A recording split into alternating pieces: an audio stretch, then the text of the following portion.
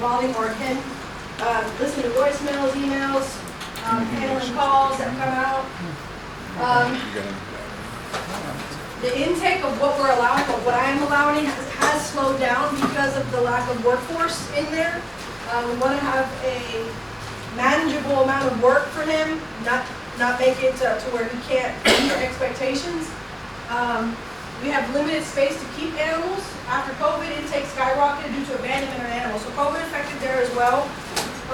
People were staying home and they decided, I don't want my animal anymore. They went ahead and, well, it was after COVID. When COVID began, they started adopting and keeping animals to keep them busy. When they had to go back to work, there goes the dumping and the abandonment. And we had to deal with that on the streets. We're still dealing with it. Okay, we can go back there? Yeah. Right. This one. And y'all can sit down wherever you want. All right, the other thing that's affecting not only us, because we deal with medications as well, but also EMS. Our medications have gone up for our animals, so that is affecting us as well. These are our statistics for animal control. We got our animals calls for service. Those are the ones that go through dispatch. They have gone up since 21 and 22, 283 for 21 and 347 to 22, and we're halfway through the year for 2023 at 212. The animal intake total for 2021 was 329 animals.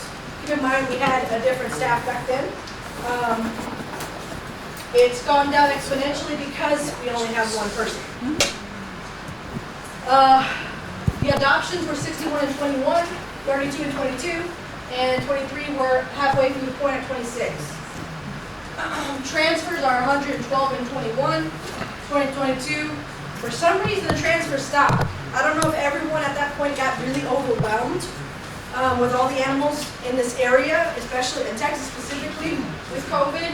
But they stopped taking in transfers. They stopped taking animals from us because they were themselves overwhelmed with it. That definitely hindered us quite a bit. In 2023, we've done so far 26 transfers, and what that means, they go to rescues, they go to different facilities, people adopt them, or they take it from us, whether it's livestock, wildlife, cats, or dogs. Euthanasia, we've been in the range of 37, 31, and 32.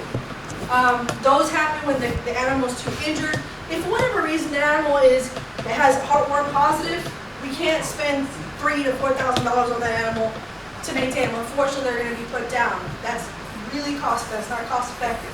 So the other thing is if we find an injured cat or anything like that where the repair is going to cost too much or they're going to have lifetime suffering issues, we do put them down as well.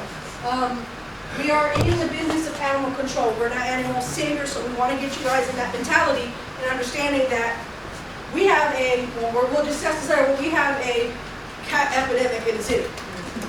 Cats are taking over, and we need to start controlling that, right? So, the dogs total that we've taken, 206, 110, and 36 within the years. The cats total is 142, 44, and 80. The wildlife, that can include possums, raccoons. We deal with snakes at times, rare occasion. That means anything outside of normal domestic. As far as livestock, we get those too. The occasional person that is not informed about a pot-bellied pig. There's no such thing as a mini pig, okay? They're babies, they call them mini pigs, and then they grow up to be 600 pounds.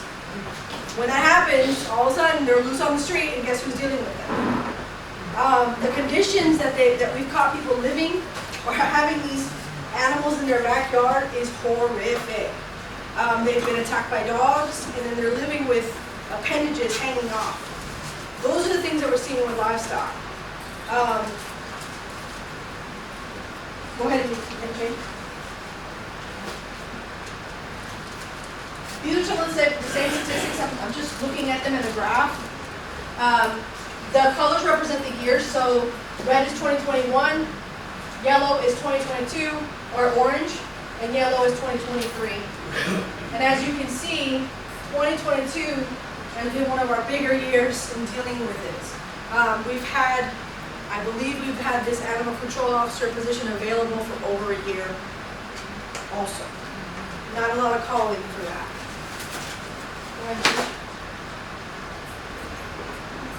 This picture up here is one of my recent cases that I'm about to do for animal cruelty. They were abandoned, dropped off, left. He passed away, okay? That bothers me, okay? This is more common than not. He has nothing but ticks on him. You get ticks, if you're in a residential area, you're getting ticks, I mean your grass is really high, I can imagine, and you're not maintained. Those are critters I'm talking about. So, these are the concerns that we're dealing with that we're facing in Kirby. We got feral cats, that's a major problem. We got animal abandonment, that's a problem. For some reason, Friendship Park's become a dumping site. It's okay for them to just leave them there in a box, even though they're too small to get out. We got animal hoarding and excess of animals. That's a problem as well. And we're looking at 50 cats and dogs in one house, multiple houses doing this. So for our future, it's going to look really heavy trying to address this with one person. I have had to myself take my uniform aside and clean the shelter. It is not easy to take in these animals without consequences to us. The animal cruelty cases also is a problem. Not feeding them, not taking care of them, no water, their bones are sticking out, ticks all over them, no preventative care. This is a puppy that should have been just fine. The animals at large is another issue. The fences that we have are maybe 4 feet. These are the see-through fences. They see people running, they see people walking, they see other animals, and they're jumping over these fences like it was a marathon, and they're jumping back, okay? The people are not maintaining their dogs in the backyard. That is a problem. So we might need to look at our ordinances to make our fences a little stricter or a little higher to avoid these issues. Just simple maintenance of the backyard would be great. The no microchip and no vaccines. So City of Kirby, this area of City of Kirby, I spoke to the veterinarians in the city, is known for heartworms. Heartworms are from where? Mosquitoes. This area is known for it, and people need to be informed that if they don't have vaccines, they're going to get sick, and that is transferable. It's not something that's just going to go away. It is a disease, right? And it will kill them. Treatment is almost like repairing a car. It's expensive.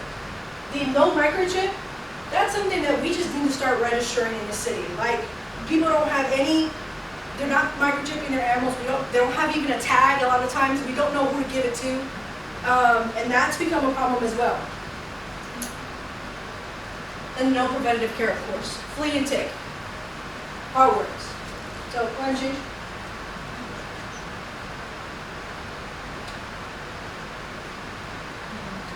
So, some of the actions taken, animal control has been integrated with code enforcement practices.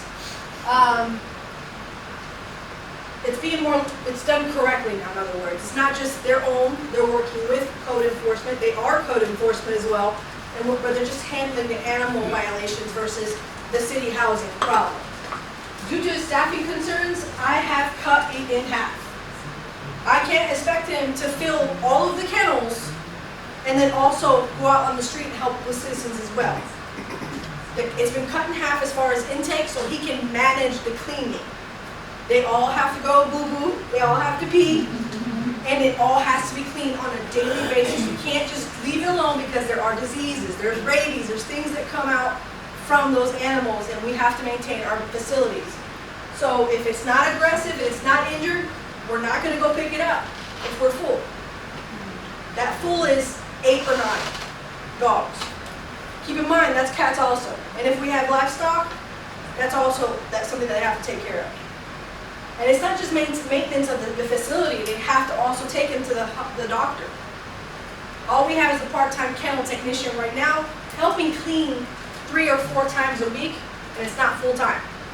The rest of the time, it's mine. Excuse me, Chief. Yeah. You said 8 to 9 dogs. You said that's what we can maintain in our facility, Mm-hmm. and then No, that's our intake now. that's So how we have in-house. Yes, maximum of 7 to 8 or 9, depending on the aggressiveness. Now, he can't control that. If there's an aggressive or injured animal, he is required to take it, even if he has maximum capacity, for my policy. Because at that point, we have no choice. We have to do our jobs. But if it's just because it's a stray on the side of the road and they're not aggressive, they're just wandering around, we can't afford to take all these animals right now. Not with one person. Capacity for cats. No, it's not that. I forgot the number of kids in there. I want to say 9. How many we have? I'll get to that. Okay. All right, I can remember that. We have done our first seizure involving, there's a new process in this whole thing with Bravo team. We confiscated over 40 cats. A lot of them were pregnant. We landed us between 50 and 60 cats inside our facility. That was a nightmare, okay? That was an animal hoarding situation.